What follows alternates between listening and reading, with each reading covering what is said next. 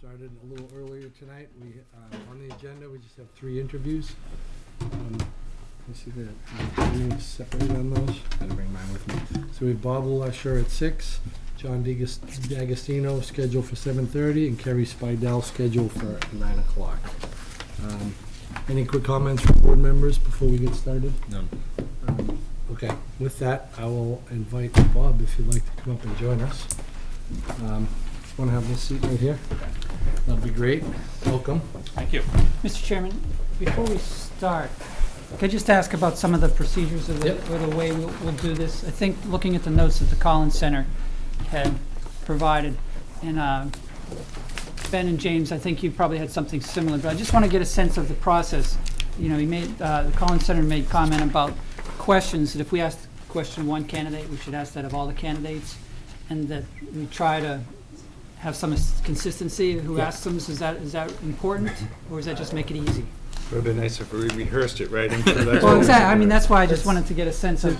To that point, I didn't want to have us all to come in with a formal set of questions.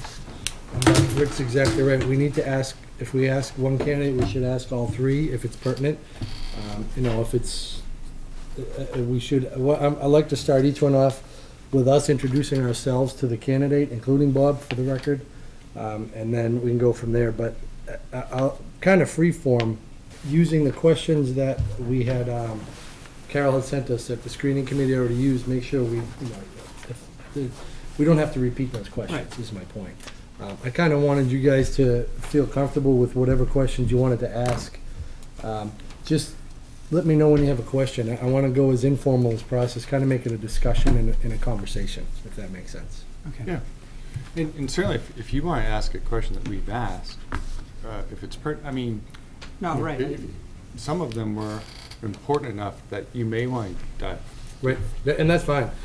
Feel free to ask any questions. You know, we had a baseline of questions that were asked. If you want to ask again, that's fine. Okay. So, Dan, you had one quick question? Just wondering if you're taking questions from the peanut gallery here. Probably, I'm not going to open it up to the public. I'm going to leave this to the board. Yeah, because we have hard stuff. It's going to go pretty quick. Yeah. So it's really, Yeah. good thing you're first. We can, you know. You do whatever you want. Beta test. Yeah, exactly. Well, that I'll was let you a know good how it question. That works. was Dan Ensminger for the record. Okay. From Oakland Road, is that right, Dan? Thank you. All right, with that, thank you. Welcome, Bob. Thank you for your interest in the position of town manager. What I'd like to do is, you heard, well, it's kind of be a discussion, an informal discussion, and I wouldn't say informal, but hopefully it's going to flow like a conversation. What I'm going to do first is ask the board members to introduce themselves. I'll start. Steve Goldie, Chairman of the Board of Selectmen. I'm Ben Tafoya, Vice Chair. James Bonazzoli, board member. Rick Schubert, Secretary. John Arena, board member. And did you have any questions about the process? Do you have in your minds a final date for, I guess, a final decision and any steps in between, or are you going to develop that after tonight? Great question. Yes, we do. We have three candidates, all 3 interviews scheduled for tonight. We'll do due diligence, and then I've slated for our meeting next week for a discussion and possibly a decision. Okay. Final decision will definitely be made by the 19th, if not next week. Okay, thanks. That's all I had. The board is going to try to do a little bit of due diligence after the interviews, and if we can get that completed and everyone's comfortable, we'll make the decision next week. Okay, thanks. And we'll let the candidates know ahead of time, you know, as much as we can, but definitely the 19th is our drop dead deadline. Okay. Okay? With that, I'm kind of just gonna open it up. I'm gonna start with, John, if you wanted to kick this off tonight. Well, Bob, again, let me thank you for putting your name in the hat. I've had the opportunity to see you in the last year in a formal setting, and I was interested to read your background, which I wasn't privy to prior to my seat on the board.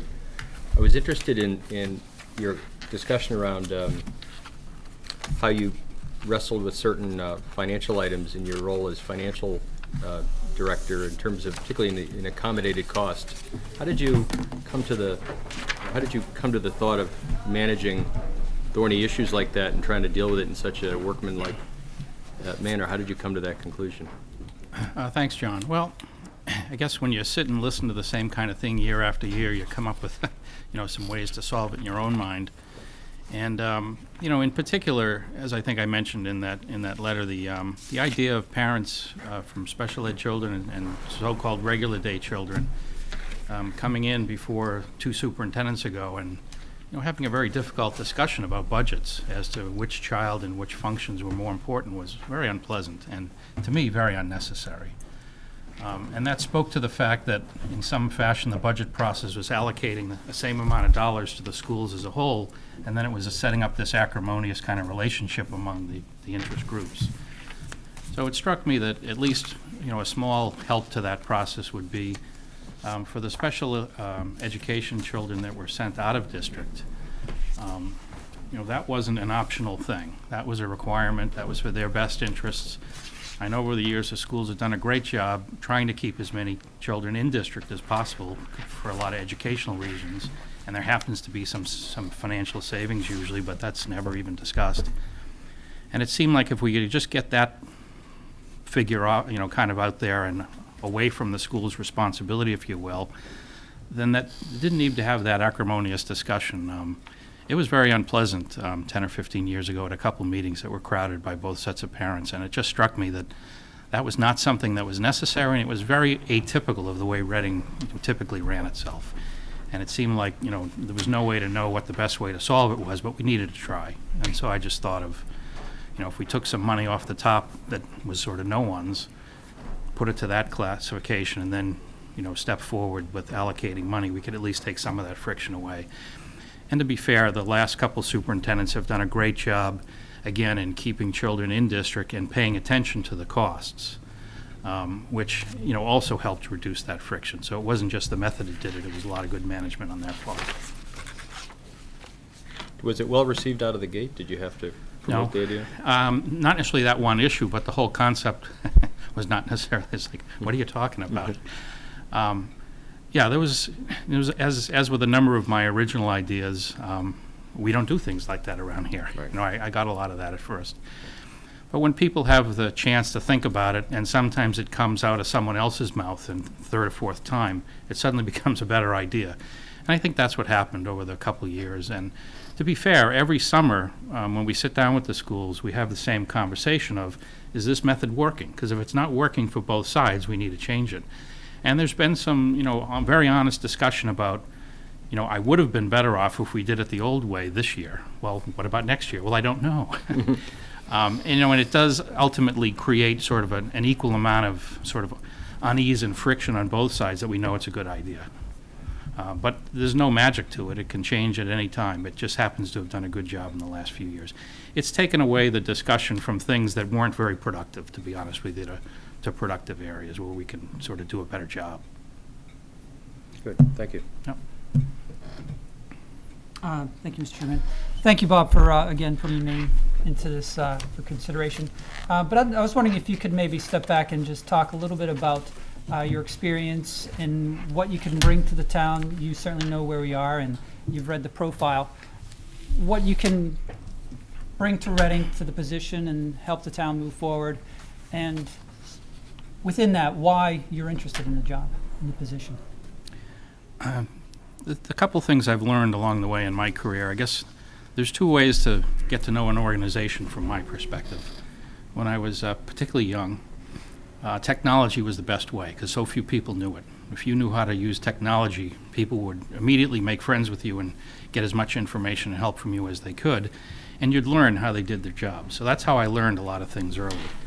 And then I learned that finance was very similar, that finance was a nuisance to a lot of people, but if you got to understand how the financial part of an organization ran, you really had a leg up. So those two things for a lot of my career were kind of keystones. But once I became a portfolio manager and was responsible for people's money, the only thing that mattered was the results. It didn't matter, the academics didn't matter, the process didn't matter, only the results mattered. And that's a very different world than most of the world we all live in. And that's really what taught me that the most important thing of an organization is the people. I could sit here for the next several hours and tell you all kinds of stories about frauds that I detected, not because of balance sheets or financial statements, but because I went into somebody's office. I figured out that they had hired actors and actresses to sit there during a tour and pretend to be employees they really weren't, to make the organization look like something it wasn't. So, it's really the people in the organization that are the key. And I think I know the people in this organization pretty well. You can't study this town or any job from the outside, look at the financials, look at the technology, without knowing the people, it's just not going to work. And when Gail Lapointe, the former town accountant, and I worked particularly closely for several years, she was constantly amazed that I brought more to the table as a resident than I did as a finance person, that I just had insight into why this group was asking this question and what it is they really were interested in when they asked it. And I only know that because of, I live in the town and my kids go to the schools and I listen.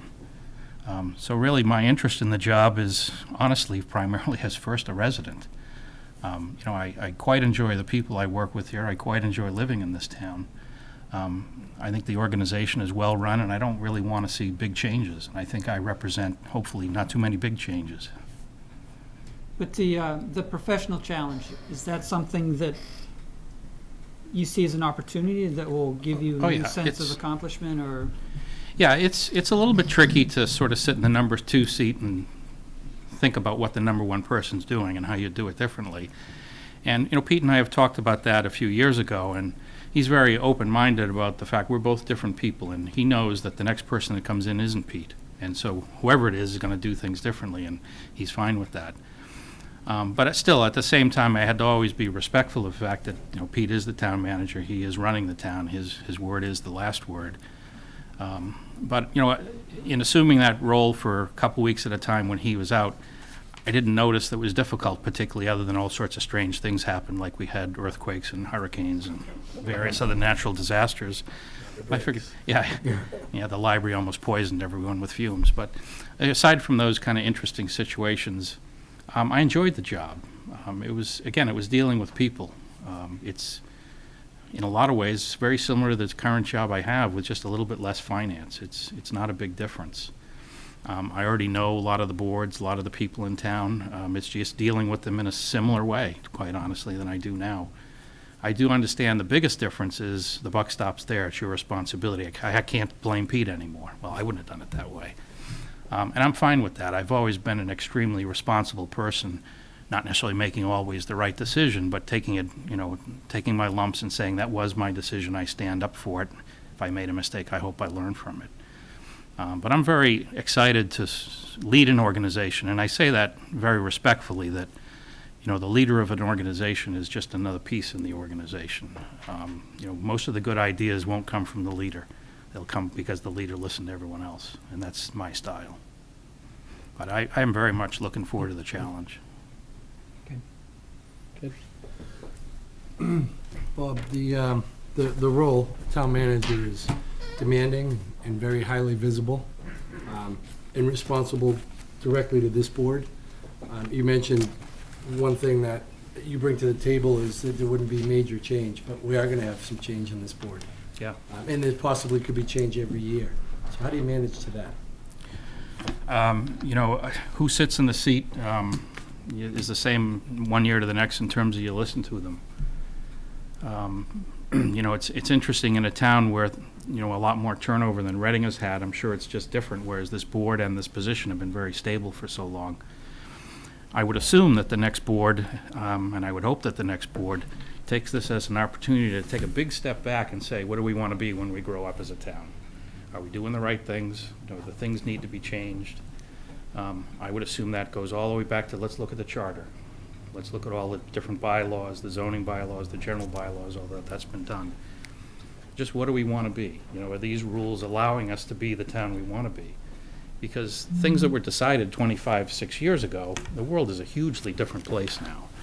And I hope the next board is open-minded enough to take that step, which is not an easy one. But it's the right opportunity with a new town manager to do that. And regardless of who sits in your seat, the more diverse, to me, the better. With the Finance Committee over the years, some of them have been very quiet, some of them have been very agreeable. My favorite ones are the ones that vote 7-2 and argue with each other a lot. I like different viewpoints. because no matter what your viewpoint is, you learn from other viewpoints. You know, and I would hope that the board, whatever its collective opinion is, would be willing to, you know, sort of discuss all the viewpoints that they have. And I would hope that, you know, we could all work with them. The one thing I seem to do very well in this town, I'm not sure why, is get along with all the grouchy people. They're always in my office, come up there anytime. I learn a lot from them, and I use the word grouchy in a very nice way. I have never, in all the jobs I've had or in my life, really run into a group of people that I just don't get along with. Other than sometimes, you know, there's some people I worked with in the financial area that are just very aloof and very artificial, and I didn't get along with them so well. But I think the fact that there's 5 people willing to run for selectmen and devote as much time as you do, regardless of whether you agree or disagree with each other, you all have your hearts in a place I understand. And, you know, through discussion, we can go a lot of good places. Good, thank you. James or Ben? You know, Bob, as you recognize that, you know, there has been a tremendous amount of stability in the town manager position. If you're the successful candidate, what do you see your first 100 days in the job being like? Being a lot like Pete's last 100 days, I would dare say. You know, I don't have any sense of coming into the job with an agenda, per se. I guess my goal would be to listen to people and to talk to them. You know, I'm in the situation where it would, in my estimation, have been very inappropriate to have that discussion now with any staff. I didn't tell more than 2 people that I was even applying for the job till the news was public. I just didn't think it was appropriate, so I just completely stayed away from that. So as I think I said in my letter, I have some ideas of some changes I'd like to make, but, you know, until I'm the one that's chosen, if I am, it's not appropriate, I don't think, for me to discuss that. But I do think, you know, with the board's blessing, we'll all take a giant step back and really look at kind of what do we want to be. I know a few years ago, the board, you know, and the school committee and others did more retreats and more kind of open thinking, kind of like your workshops. I think this is an opportunity for the selectmen to do more of that, and I would hope in the first 100 days that's the kind of discussion that's had, so that we can all figure out what it is we want to do, where it is we want to be. You can hear some of my ideas, you can hear a lot of the staff ideas through me, and you know, we'll figure out the best path forward. But you know, one thing I've learned in Reading is there's no magic way. There's a lot of people that care deeply about this community. There's different opinions, and you just need to get them all in the same room, have an honest discussion, and I hope that that's, you know, something I could help, and plot your way forward, and listen and watch on the way that things are going as they should, and be willing to make changes if things aren't. So, you know, I don't think there's any need to come in 100 days or any short period of time and make any sweeping changes, but I think it's time for that discussion to happen. I don't think this community's had that discussion in a very long time. Maybe the discussion turns out to be 25 minutes. Everything's fine. I want to hear it, though. James? So Bob, one of the members of the subcommittee, I want to congratulate you to making it to this, Thank you. this point. You and Pete stepped out when we were making the announcement, so I'm not sure if you heard how you were part of a fairly large candidate pool. So you should be proud of what you've accomplished, because I can tell you for a fact that the subcommittee did not. We took our job very seriously, and so congratulations. We're really pleased and proud to have you sitting here. You have, and this is, if you may, Mr. Chair, a 2-part question, but you have a unique background compared to other candidates, where you came from the private sector moving into the public. And I know you gave John some of an answer of why, but I do find that still very interesting of, you know, going from hedge funds where, you know, I'd be happy to work for you if you know, were the billionaire down the street, but it is an interesting track. Why? Ultimately, one way or the other, I found out that the people I'm working with now are much more like me than the people I used to work with, and that's my comfort level. That's the short answer. The longer answer is, I'm always interested when people discuss the difference in the public and the private sector, because quite honestly, I think that difference is shrinking. I think 25 years ago it was huge. I don't think it's so large anymore, especially in a progressive area like Reading. Reading does a lot of things, much as I would expect a private sector business to do. Particularly in the finance department, we have a lot of private sector background there. We draw a lot on just common sense and other business experiences and practices. I'm sure there's a lot of good public sector experience out there and best practices, but quite honestly, the best practices in the public sector are not necessarily the best practices that you should be using as your business. It's just a microcosm. Reading, certainly when you're dealing with some of the facts, like, I'll give you an example. A fellow came in once to pay his water bill, and he was a day late, and he had never been late in 40 years. And he was very upset at our collectors. And so eventually he found his way into my office. And by the time he left, he was laughing, because in as polite a way as I could come up with, I said, as a customer, what exactly are you going to do to help buy more products from me? Can I cross-sell you? The whole story of but my bank would do this. Okay, well, this is why. And he was laughing by the time he was done, and he said, I'm not going to pay you more taxes. I'm not going to pay you more water bill. I understand why I can't have the discount now. Thank you for explaining the difference between why you're not my bank. So there certainly are differences, and I don't mean to downplay that. But in terms of employees and the way you deal with customers, aside from laws and rules, there's not as much of a difference. And, as we finally are able to bring some technology into our public sector that the private sector has had for years, that difference gets smaller and smaller. So that's part of the reason I enjoy the public sector, is because I like being a pioneer. I was in my early career. I like doing things that haven't been done before. And although you still haven't seen some of the results, I'm a little disappointed at the pace sometimes. This place will look pretty different from an outsider's view in technology, and we haven't done it because other municipalities said it was a best practice. We've done it because a group of people here thought it was. Mm-hmm. So, with all due respect to all the best practices out there, you can learn a lot from them. But if you're going to be the first one to do something, the model's not there yet. Yeah. We've done a nice job. We have some good people here. Yeah, no, we have a lot of good people, and you partially answered already my second part of that question of how public and private's coming together from the way they operate, but not everybody sees that. So if you were the town manager, where you're reporting to more of a private sector type board, and so for example, when we're looking at negotiations, right, we have a private mindset. Right. Right. We all know what our insurance is happening within our companies on a day-to-day basis, or having to sign off on business conduct guidelines, which is part of our performance, on an annual basis. So when you're getting these types of thoughts and driving, saying, hey, I don't care if the union or not. Yeah. How do you address that and educate us or the board, and also educate the public employees of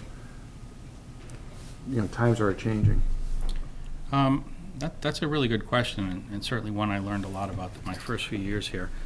I think the best example of how to answer your question is our health insurance negotiations, which consists of unions across the entire town, including the light department and the school department. So that's every union is in the room with one representative, and then there's one retiree, and there used to be a non-union person, now there isn't. It's a pretty good cross-section. And our current carrier, Maya, was in here last week, and I can't tell you everything they said, but I will say they always pick Reading as a beta test because the relationship between the management and the employees is so phenomenal. And that didn't happen by accident, and that didn't happen overnight. I think our unions collectively very much get the difference between public and private and how they need to act more like private sector, and they do. That's not to say in their own ways and their own nuances, they aren't very much public sector unions. But they're very smart, they're very collaborative, they look ahead. So when it comes to health insurance, the town is paying 71%, they and their constituents are paying 29%. We're on the same side. We want to make the 100 lowest as possible. We want to make it as fair and equitable as possible. So it's not an adversarial circumstance where a union is pitted against management. We very much work hand in hand. All I can do is say that I'd communicate with you as much as necessary. There are examples where the union is on the complete opposite side of the town manager, when it comes to grievances or working conditions. And, with turnover again, as new employees come in, the typical newer employees have had more than one job now, probably in the private sector. And so I think there's a little bit of a different mindset than came in the business maybe 40 years ago.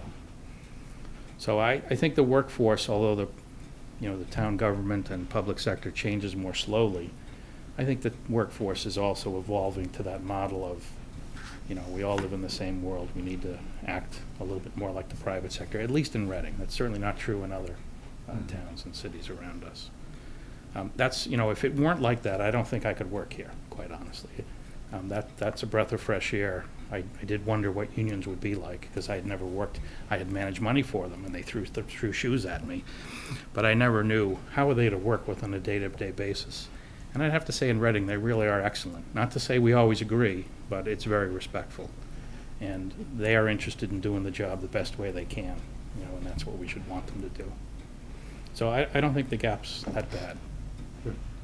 Good. That's good to hear.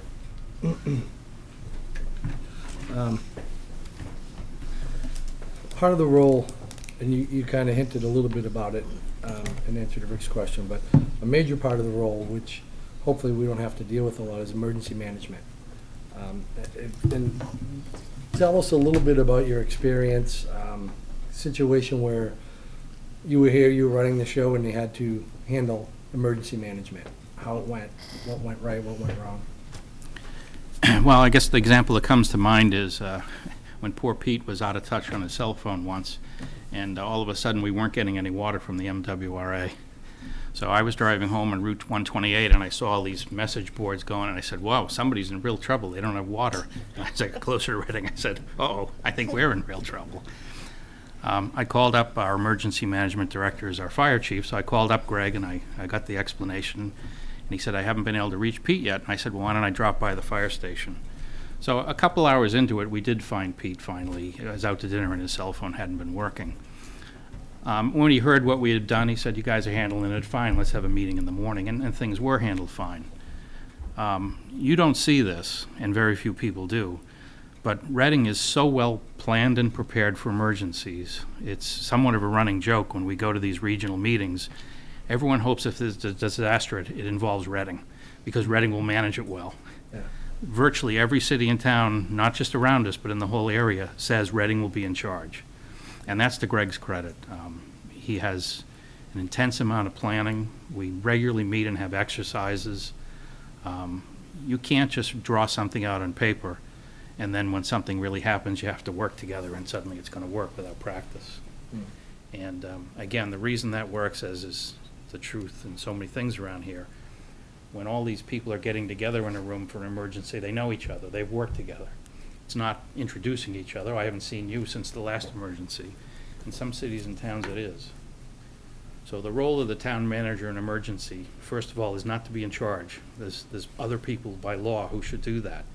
But it's to help communicate, help coordinate, and help sort of communicate with the town and let the town know what's going on. And I hope with the technology we have, much as it annoys people sometimes to get all these phone calls, in an emergency, the phone call will be helpful. And when you don't have power, you don't have cable, and your telephone that's plugged into the wall doesn't work, we can send you a text now.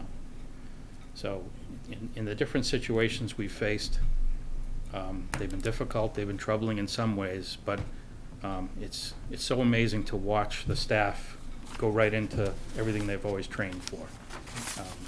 They really are very impressive. When we have the regional meetings, as Jackie would know, being on the screening committee, typically 1 or 2 members from a town shows up, and Reading normally has about 10, including the superintendent of schools, the housing authority, and so on and so forth. So, it's a very well-prepared town. And it's an interesting question when you think of it from a financial standpoint. How much time and resources are you willing to devote for something to plan for something and hope never happens? That's an important question, and I think we do a good job. We're prepared. Thanks. Yes, Mr. Chairman, thanks. Bob, you mentioned earlier the idea of change, maybe not necessarily coming in with an agenda to have change, but being open to it. If you think of the impact of that, you know, there are many scenarios that it might be a challenge to the community to adjust to some sort of change that all of a sudden maybe we're not doing something, we're not providing some service or something that's significantly different. That redirection of community priorities or however it might be defined, how would you manage? You use the example of talking to the rate bill payer who came in late. How would you kind of manage that transition so that the community was able to adapt to whatever? I mean, you can pick a scenario of something where you might be able to try to understand how you would guide the community into whatever the new change is. Well, the first thing I'd pretty much insist on, and hope the board agreed, is that as the decision is being made, there's a completely open process. Sometimes you have to do things in a hurry, but something like that, like discontinuing a service, shouldn't be something that you had to decide in a day. So let's pick an example that Ruth Urell will kill me for later. We closed the public library. If we were going to do something so drastic to alter a service to the town, it would have to take place over a long period of time. Certainly something that big would take place over a very long period of time with a lot of meetings. The one thing I would want to make sure is no matter how big or small the change was, that no one felt that they weren't well informed along the way. And I know that's idealistic because, as Pete says, you can throw a brick window through people's plate glass window and they don't always get the message. But you have to make sure. You have to make sure that people can disagree with your decision and outcome, but they don't feel like it was made without them being actively involved. And I think generally the town does a good job of that, not always. But if you have achieved that, then you've automatically reduced a lot of the legitimacy of the complaints. It comes down to more of a, I don't like the choice they made, as opposed to I don't like the way they made the choice. And to me, there's a big difference. There's always going to be, you name the issue, there's usually two sides. There's some residents that feel one way and some that feel another. We're lucky in a way that we haven't had to make some of those decisions that other communities have made. But I think you just have to deal with the people honestly and directly and not pretend and say, these are the decisions we're thinking about. These are the possibilities. Let us know how you feel. And again, I think, by and large, more on an internal basis, not so much a service to the resident basis. It's the same challenge I felt here when I joined, which is, to me, there was a few things that needed to be changed, a little more as I learned. But I couldn't very well come in on the first day and say, these are all the things we're going to change, because I don't know what people would have done. They would have thrown things at me. But eventually it got to the point where some people did need a good lecture. We've now had enough of a discussion about why we need to do this, and I've listened to you as to how we should best do it. If you're not cooperating more, we're going to go in, we're going to close the door, and we're going to yell at each other for a while, and that happened.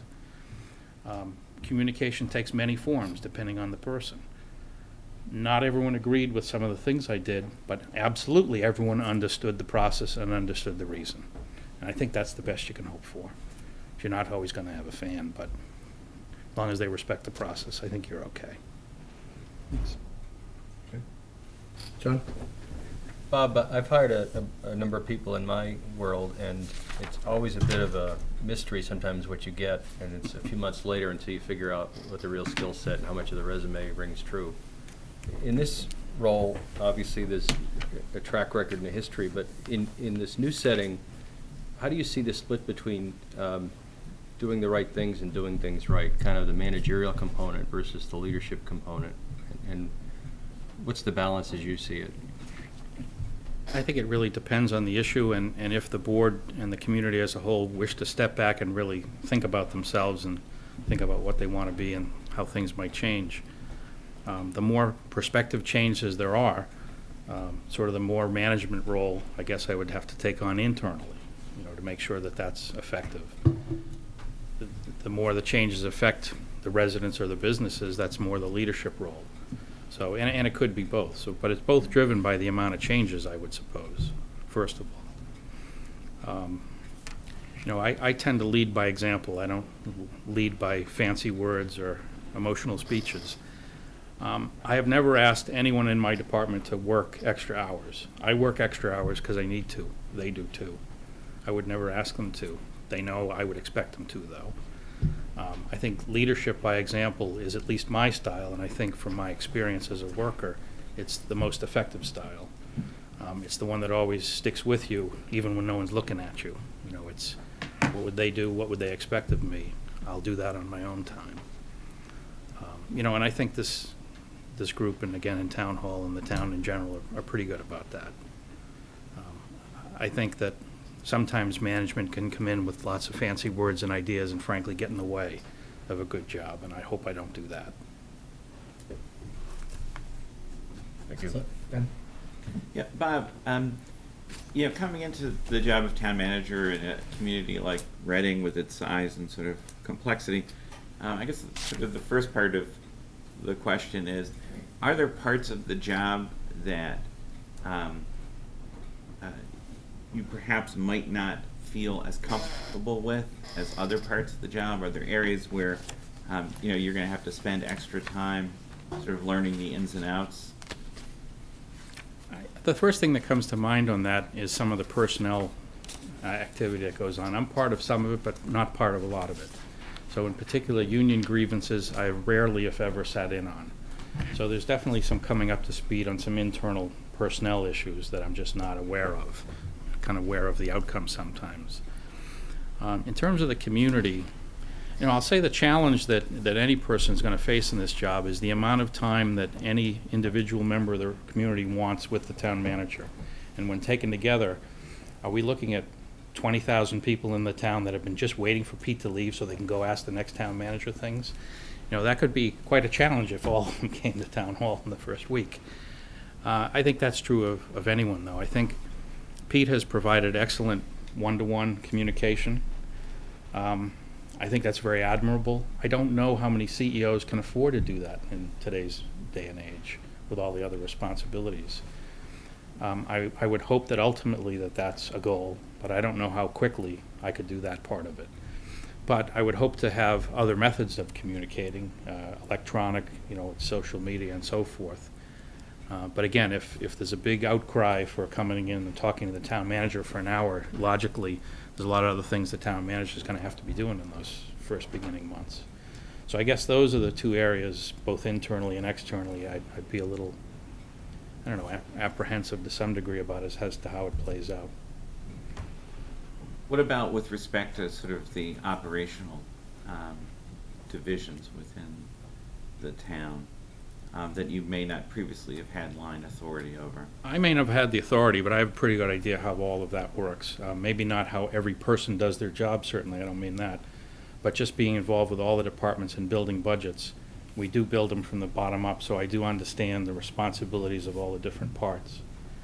You know, having authority over that as opposed to maybe being an observer, it may prove to be slightly different. But I can't tell you offhand that there's one thing I've just been dying to get my hands on and change and say, we don't need to do this anymore, we need to do that. Again, that's going to be a collaborative process. I have opinions about that, but I don't have an absolute decision on that. But I have to say all the operational parts of the town I'm pretty familiar with because of my role in the budget. You know, some of the regional agreements we have, particularly in health, you know, I have a good relationship with Ruth Clay. But am I up to speed on all the grant activities she's part of? No. So because grants don't flow through the budget process, that's one thing I'm a little rusty on. That's one area I'd have to catch up on. The town writes an awful lot of grants. You know, you only hear about the successful ones. There's a lot of others that don't work. That's another area I'd have to become a little more familiar with. But I think operationally, you know, the town does pretty well, and I'm very familiar with it. Just sort of the final part then on this set of questions is, and then sort of how do you see pulling together the team of the department managers? It's already pulled together very well. You know, one of the biggest challenges if I were town manager would be what to do with my old job. I don't necessarily think hiring, you know, a finance director / assistant town manager is the only role model. I think, you know, we can have some good discussion about that, but I mean, as you all know, the team that's currently in place is excellent.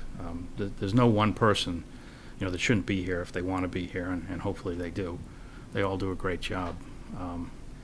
I think that's one of the issues of concern if a new town manager comes in and everyone will have to learn each other and understand each other. There's a little apprehension there. I think we all work together very well. Will my role be different in the future with them? Sure, absolutely. None of them has come to me in the last few days and said, God, I hope you don't get that job. I'd hate to report to you. I think they know my style. They know that I'm not going to suddenly change and become a different person. I'm a very collaborative person. If I weren't, maybe they'd be a little more concerned. But I think as a board, that's one thing that, with all due respect, you need to think about is, you have a retiring town manager. That's where you want it to stop if you think you have a good team in place.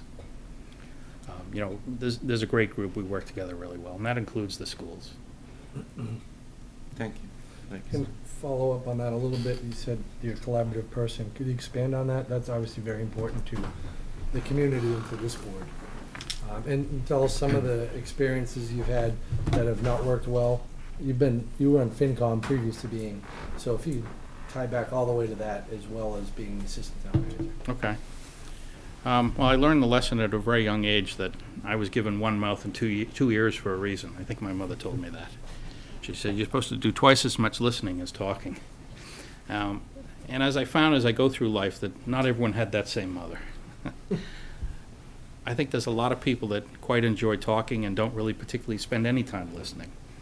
I can't understand why they do that or how they learn that way, but they do. I accept that. I can work with those people. I can't do that. I like to listen. Quite often in a room full of people, I'm the last one to talk. I have noticed over the years, all the way back to when I was one of the younger people in Wall Street, because I spoke less often, when I did, everyone stopped. Everyone did that E.F. Hutton commercial. Bob's talking, we better listen. I think it's important to listen because you can learn a lot, but I also think it's important for people to know they can speak, know they have the freedom to speak and say whatever they want. To me, that's collaborative, is listening. Doesn't mean I agree with anything I hear. It doesn't mean I reach the same conclusions anyone else would reach. But collaborative starts with listening. And then when you have differences, either between people, groups, or yourself, you start working out what's important, what's not important. What do you need? What do I need? And certainly in all the union negotiations that I've sat through, there's a lot of fairly contentious issues. And the best contract is when both sides are just a little bit unhappy. Then we know we've done as best a job as we can. In terms of sort of when collaboration hasn't worked, I remember in this room once as a member of FinCom when Ted McIntyre, may his soul rest in peace, yelled at me at the end of one meeting because I voted against a dump truck. We had this long presentation on capital, and everyone on FinCom said, fine. Actually, one of the members is in the room right now. 7-2. 2 people voted against the dump truck, and he was very upset. He said, we have a very collaborative process here. This was the way it was presented. And I said, with all due respect, what I heard tonight didn't convince me that you need that truck this year. So that's just a simple, kind of silly example, if you will, of no matter how collaborative you are, you're still responsible for making the best decision you can. When you have all the information, you've got all the opinions. Collaboration does not mean by any means consensus. I have often been on the very short end of a vote or a situation. Sometimes I've been right, sometimes I've been wrong. But I absolutely have to go with my conscience first. And I will always do that. Make the best decision I'm capable of with whatever input comes my way. Excellent. Thank you. There's a lot of, obviously we all know, because we all live here, the characters that make up Reading. There's many that make us great, but to run the organization is the financial. And as we're seeing, as of right now, or you're seeing right now, where we've counted on the state or the federal for balancing our budget, right, or certainly contributing a lot to the revenues, that's changing. Right? How do you see your role working with at the state level. We've talked about collaborating a lot Yeah. internally. How do you view it externally? You know, I can only tell you what I've observed over the last, few years since I've been here. Obviously, I don't see a lot of what Peter does and sometimes what you folks do at the state level, although I'm generally familiar with it. The interaction we've had with the state politicians over the last few years has been less than it was 5 years ago, let's say. Part of that is there's no money. The state's not handing out money left and right. If you remember earmarks going back a few years, Reading was always very good about not asking for too much, but they understood when we asked for something, we were pretty serious. So then there was more back and forth. You remember the legislatures used to come in and have a breakfast with you folks. Doesn't mean there's no reason to communicate with them, but it's not the same anymore. At least it hasn't been for the last few years. I think we have a pretty open channel, and one of the things I've always said to our representatives especially is, what is it we can do for you? And Jimmy Dwyer said, you're the first one that ever said that to me. He said, it's always going the other way. I said, dealing with anyone, it's got to be a two-way street. I mean, I don't know how we could ever be in a position to help you, but you got to let us know. If it's an issue between the communities and we can help out, you owe it to us to tell us. And, he's very good about that. So, again, you're dealing with people to the extent we have common issues among other communities and sort of regional issues. I think that's where it's most powerful. You saw what the town did with the interchange discussion and the taking of some homes. That's when you need your politicians. And again, much like the emergency management team, you don't want to go introduce yourself to the politicians when there's a crisis. You want to already know them. Mm-hmm. I haven't been in the State House in 2 years now, and maybe that's my fault. There just hasn't been a reason to. But, they're always welcome here, and I know we're always welcome there. We have 3 very good politicians and representatives, Senator. We're very lucky. We have been for a number of years that way. But again, that's a two-way street because they know that Reading doesn't sort of put up a fuss unless it really is serious. And they know that we're well managed. So if you're town manager, we can get West Street done, is what you're saying? Absolutely. Okay. Oh, do I live over that way? That'd be nice. That would be very nice. Yes, Bob, to follow up on some of the questioning that Ben had asked, with your experience primarily prior to being assistant town manager, your financial background, your technology background, and the role that played in the overall management team, and then now you bring that with you if you were to be selected as town manager. And then you mentioned the idea of what happens with that position of assistant town manager. What are your thoughts? What are your ideas of maybe what strengths would you look to fill? Again, sort of the opposite of how would you learn the weaknesses you don't have. You need to fill as town manager, but there may be an opportunity to bring in some other expertise that would again fill a void. So what do you think are some of those needs? I was never privy to the inside discussions, if you will, of my current position and what the thoughts were of who to hire, why to hire. So I don't know, but I can only assume that one of the strengths you looked for, or the town looked for as a whole, was a complement to Pete. There's no reason to have a second Pete in there. You wanted to have someone that had different skills, and we do. I would say the same model is exactly right. Because I have some financial ability and background, that's less of a need. I think the biggest need that we face is communication. Some towns, even the size of ours, have what you might call a communications director. I wouldn't say that's necessarily what we need, but I would say coordinating all the communications that the town does, both internally and externally, it's a very crucial job. It does involve a lot of technology. It doesn't necessarily mean that they are the face, if you will, of the town. It's more of a coordination, I guess, role. Again, the town individually does a lot of really good communications. My dream, which may never come true, as a resident, is the town communicates with me formally 4 times a year with a bill. That's all. It's like a statement of doing business in the town. By the way, you still have that dog? Pay the license. Water bill, tax bill. By the way, here's all the meetings you attended as a volunteer. Thank you for that. Whatever it is the town thinks is appropriate. That takes a lot of integration and a lot of coordination of communication. To me, that's one way that the residents deserve to see what's the total picture of what's going on with the town and I. And so that's something that we don't really have in the organization right now. We had a retreat 4 or 5 years ago in Wakefield with the department heads. We had a communications expert in for half the morning. We talked a lot about that. We talked a lot about organizing our communications, just starting with an inventory. And we never really got too far. You know, it's one of those back burner issues that wasn't a crisis, so we didn't go too far. I think it's time. We've gotten a big step forward in some of our technology. I think we can do many things now, but we need to, again, collectively step back and say, what do we want to be? How do we want to communicate? You know, and that's kind of the role I would see, to some degree, another person taking. You also want to have someone who can step in at a notice when you know, you're on vacation and not available, and you can have some confidence in them. You know, Pete gave me that experience within my first week, inadvertently. When he found out, he said, "Oh, you were in charge?" So I said, "Yeah." He said, "Really?" "Well, yeah. Well, we couldn't find you." "Oh, cripes." Okay, he goes, "Okay, I guess it went all right." You know Pete well enough to know that you know, he's in charge even when he's not in charge. You know, when he was away, he was still in charge. I was really happy to hear after I was here for a pretty short time that some people said, you know, for the first time when he's away on weekends or taking a vacation, he's actually away.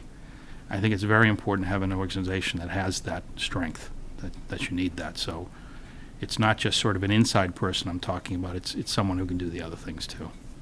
But one of the things that comes to mind, though, is I have a sense of the amount of time it requires to pull all the financial information for the budget and otherwise that I know that you spend right now, and to just, and I think there's some, like you said, some opportunity, but to understand that probably the expertise of the detail of constructing the budget, that may not be available to you as if you were a town manager to have that. Well, you know, luxury of that time. before I got here, Pete did it. And I have to say, when he was doing it, it took a lot more of his time than it takes me now. And that's partly because we have a new system and partly because things are better organized. You might be surprised at how little time I do finance. Okay, that's When I do it, it's quite nice. I can sit back and go, whoa, finance. And the budget is one of the few times when I do get to do that. You know, a year and a half ago when we refinanced some debt for a couple days, I was like, oh, this is great. I remember this is why I was hired. Honestly, I don't spend a whole lot of time doing finance.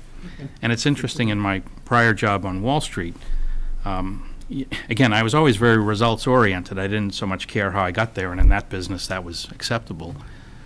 For some of the people I worked with to think that I was the financial expert in the town would be quite amusing to them, because they studied the financial statements, the balance sheets, they knew things cold. I didn't look at that stuff that much. I just assumed they would all do that. If there was a problem, they'd figure it out.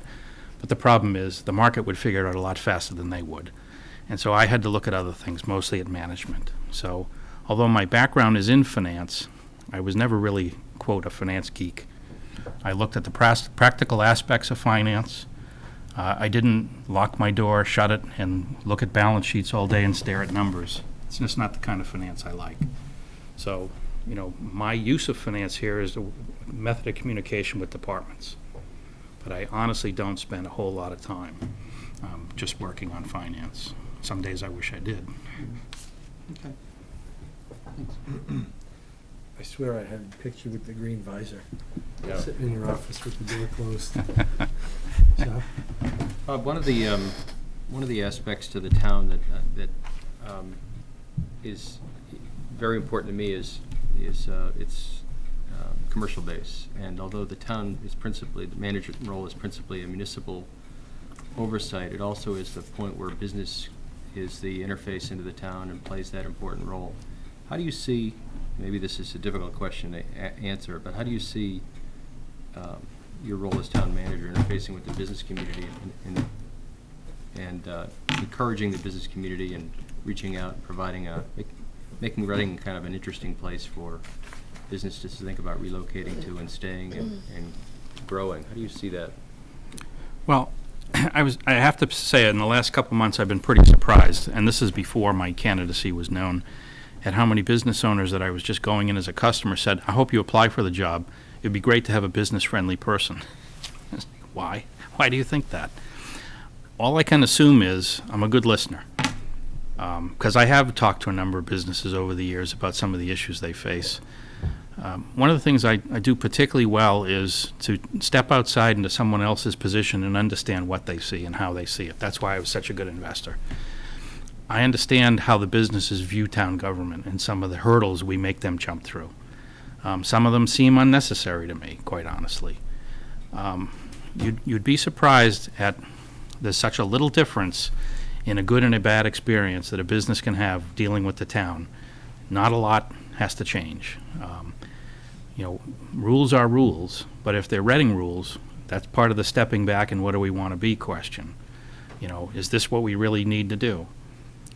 Our permit system was designed to have less need for businesses to come in here and deal with different groups over the same issue time after time.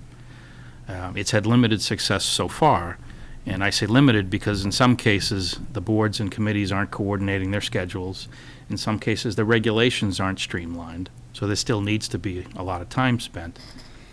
And I think if the businesses saw an honest effort being made to streamline and to simplify the process, which our staff has done the best job they can at, I think that's what they're after. I've heard, the comment Reading is not business friendly. I'm never exactly sure what to make of that. I can't always tell. I can think of different specific cases that I've talked to some of you individually about in which, honestly, it's the person who was being unreasonable. They were coming into Reading because they had done it somewhere else. They wanted to do it the exact same way. That's not the way it should have been done in that other place. There's a state law that says you can't do this. Well, the other place looked the other way. Well, that doesn't make it right. So it's not always the case that Reading is doing something wrong by any means. It's that, other towns look the other way sometimes. You want to strike a happy medium between why have rules if you don't really mean to enforce them? Or do we really need that rule? Whatever Reading's reputation, anecdotally, let's just look around. There's so much activity going on in Reading. Our planners and CPDC commissions compare notes to other towns. For the last 4 years, there's more going on in Reading than any 5 other towns put together in this area. I think we're doing a good job, again, with kind of a constrained staff and whatever non-streamlined rules we have. Are there areas of town that need developing? Sure. Is it the role of government to go out and buy up those properties and turn them into what it wants? No. But it is the role to make someone else who wants to do that have an easy time as possible. And honestly, I think it comes down to communication. When I've been involved in those situations, when someone sits down and they understand all the different rules, they're a little bit at ease with it. But it still is challenging that we have so many boards that don't talk to each other, that sit in on the same kind of issue with someone, but from a different perspective. And from the applicant's point of view, they don't care that it's, you pick the conservation planning, whatever it is. They don't care that they have different names. They just know it's the town. They don't understand why the town is acting in such an adverse way when there's different interests in the town that are trying to be protected that are adversarial sometimes. So, I think sitting down and explaining it and having as much one-stop shopping as possible is the best you can hope for. There are rules. Whatever the rules we all agree need to be followed, and we shouldn't be looking the other way. When you do that, you start running into problems where buildings collapse, people have fires, and things happen that shouldn't happen. So, I don't think that, honestly, the business community is all that different than the residents in terms of how you deal with them, other than there are some builders that come in on a more frequent basis maybe to deal with you than a resident would, and they should get to know. I'd be interested to know over the last 3 or 4 years whether there's any difference in perception, because honestly, the complaints I've heard generally go back 10 years or more. I've not heard as many lately. I think we've done a better job. Thank you. Follow up on that. You mentioned, and I'll ask this of all other candidates too. So we have boards, committees, and commissions? 37 of them? 40? It was 40. Oh, it's gotta be 100. So how do you coordinate, how do you manage that? And I guess I want you to think of it more from a resident's point of view and as opposed to an insider. You know what I mean? As someone who, Well, as a business or a resident, I would want to be able to go to one meeting and have all my problems solved. But as an insider, I know that means there's a lot of work that has to happen ahead of time, a lot of coordination. You know, the best example I can give you is the financial forums, you know, were in existence before I got here as an employee. But they've gotten a little more robust maybe in the recent years where, you know, there's 3 to 4, depending on the library's participation boards, that don't really have a lot in common when you think about it. They're all in the same room discussing things as if they do, because it's money and, you know, whatever you don't get, I get. And it's, what I find is a very collaborative process. Why can't town boards that are working much more closely together have the same experience? I don't understand. I've seen some examples where it doesn't work very well. It needs to work well. I understand that different boards are representing different interests and protecting different things and often adversarial. So is the town and the school when it comes to the same dollar. We both want it. It doesn't mean you can't work together for the betterment of everyone. I think that's a message that needs to be brought to those boards, quite honestly. There is no fundamental reason why these boards can't work together.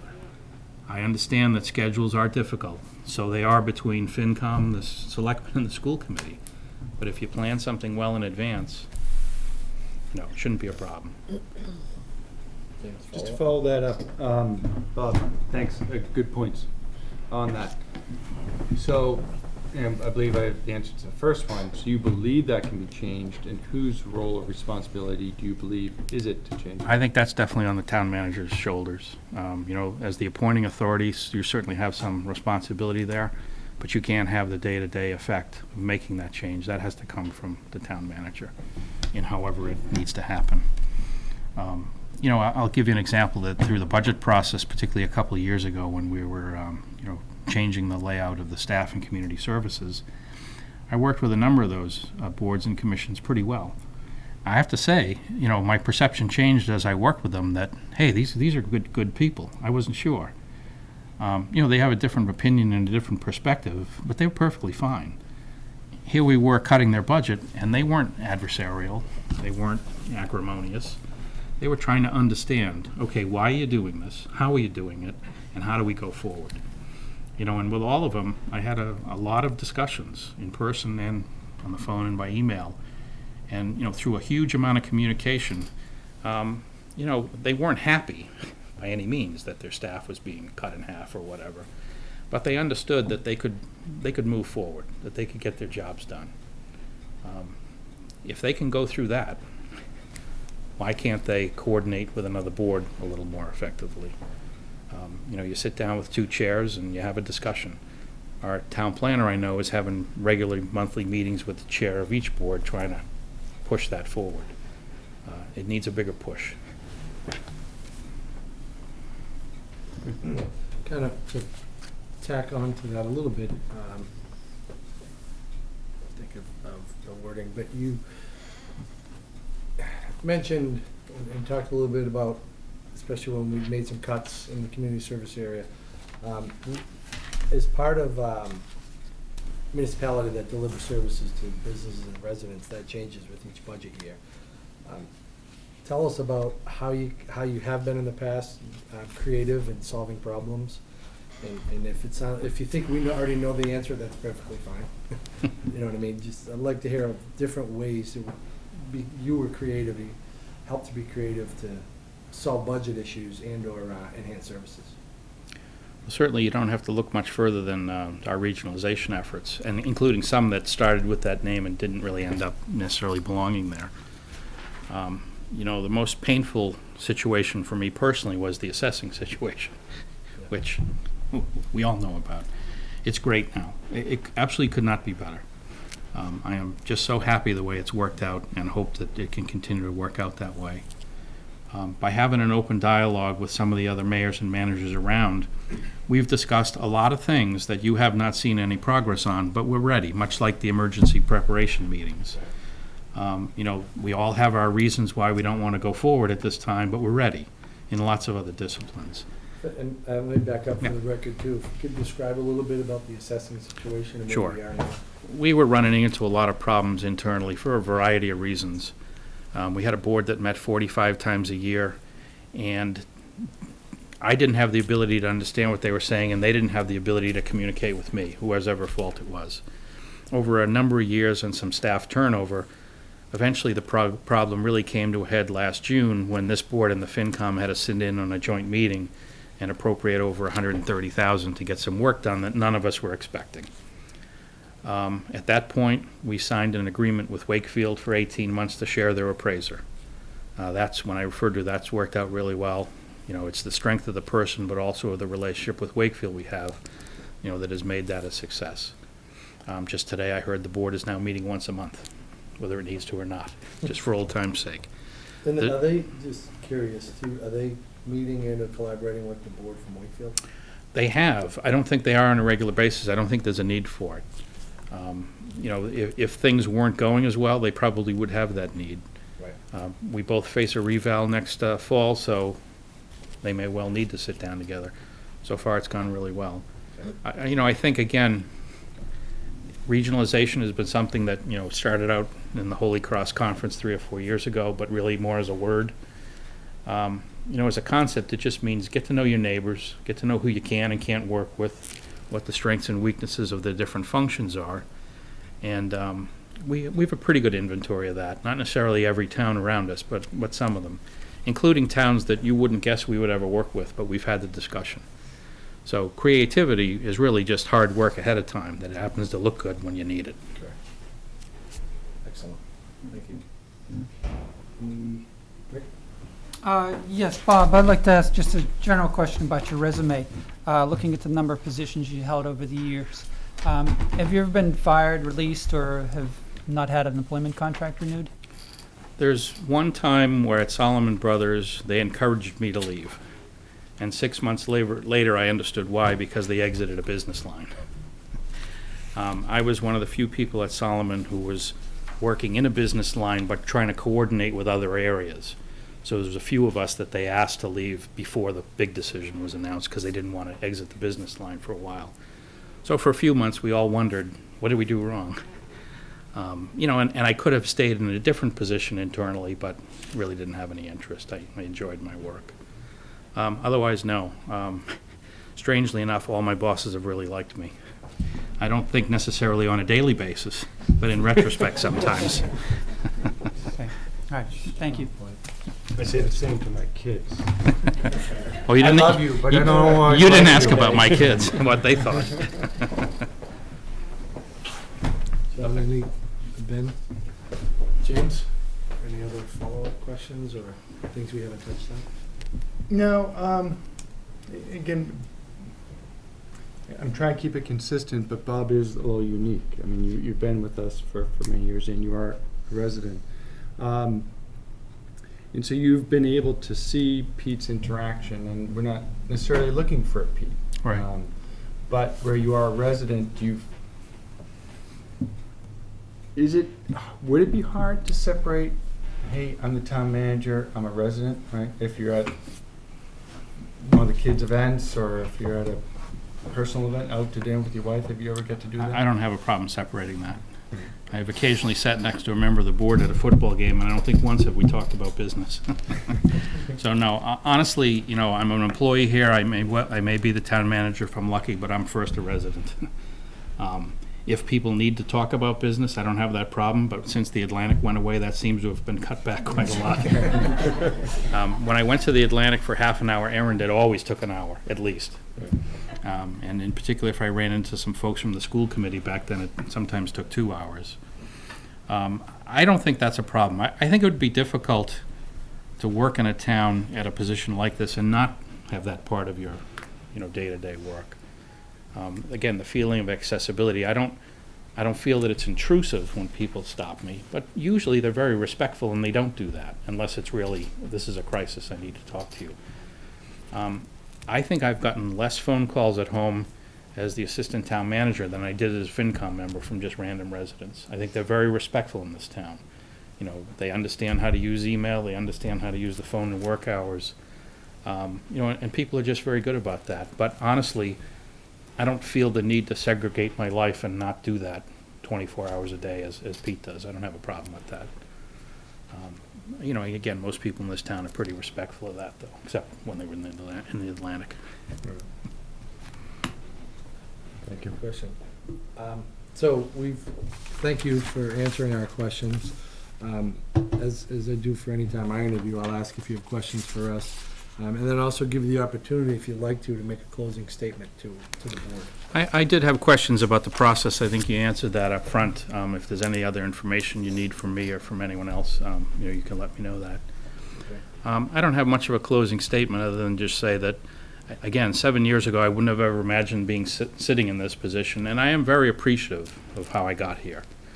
I'm not necessarily a traditional candidate, and to be honest with you, I'm not sure I've ever been hired as a traditional choice in any of the jobs I've had. I was very fortunate when Pete extended an offer to join here. I'm sure it wasn't an easy choice. I'm sure it was much easier to pick someone who was sort of a safer choice in some way. And, you know, for whatever he saw, you know, I like to think it worked out pretty well. But I am very appreciative of this opportunity. This is a big decision for this board, not one that you're going to face very often, certainly. And I have to say, from what I've seen completely as an outsider, which is all I've been, the process has been very, very thorough and handled very professionally.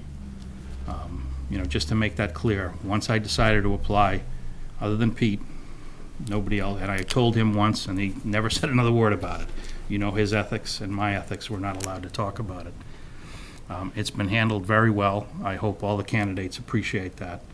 And it's not surprising, considering that's the way Reading does business. So it's nice to see, as a candidate, that the same kind of standards are held. You did a good job. Thank you. Well, again, appreciate you applying and coming in and and sitting here tonight and taking our grilling questions and interrogations. So with that, we're going to finish our interviews tonight. Okay. Well, we will not have much discussion tonight, and then we'll have discussion next week. You work here, you're welcome to come in and sit in. But we'll have discussion and Okay. may make a decision depending on timeframes. Okay, thank you very much. Thank you. I Good luck. appreciate it. Thanks, Bob. Yep, thanks.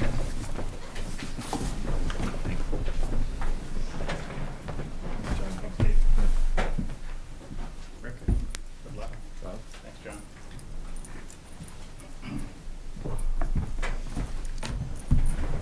Take a couple minute break while we're waiting for John to come in next. John, next thing. Yep.